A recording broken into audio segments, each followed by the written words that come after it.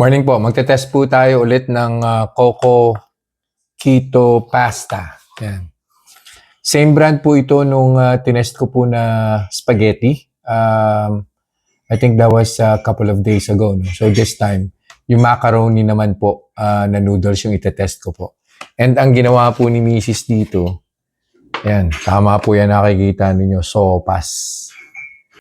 Yung luto po na ginawa rito, chicken strips lang po yung hinalo dyan and then all-purpose cream. Tapos yung vegetables po na nakikita ninyo dyan is cabbage or repolyo. Tapos hindi po carrots yan, red bell pepper po yan para magkaroon lang po ng kulay. And then salt and pepper. So hindi po kami gumagamit ng ginisa mix or ng Knorr cube sa mga nilulutong pagkain sa bahay. So, i-test ko na po ito. Babalik po ako after 2 hours and we'll see kung may gagawin po ba siya sa blood sugar ko.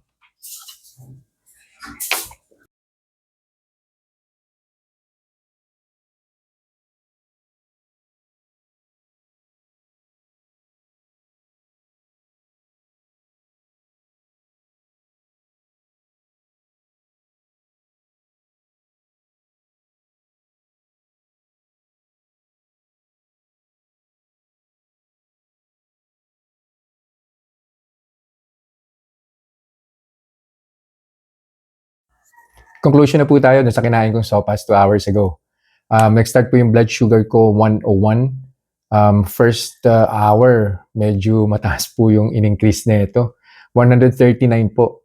And then after 10 more minutes, 10 to 15 more minutes, nag-144 pa po siya. Yun na rin po yung peak 144. Significant po yan from 101 to 144. So that's an additional 43 units. And then on the second hour, buba naman po siya, nag-122. Though hindi po niya na-reach yung baseline na 101, no?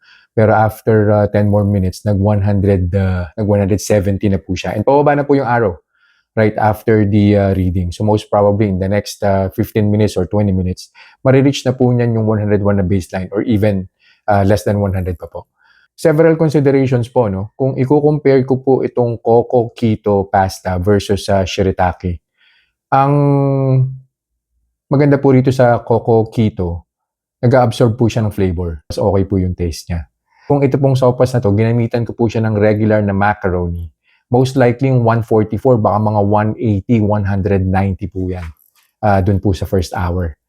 So siguro choosing between, lesser evil, regular macaroni versus itong keto, itong Coco Keto.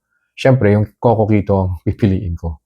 Kung naka-strict low carb naman ako, we're trying to fight yung insulin resistance. Tapos sa ganitong path ka pupunta, I don't think nagagaling ka.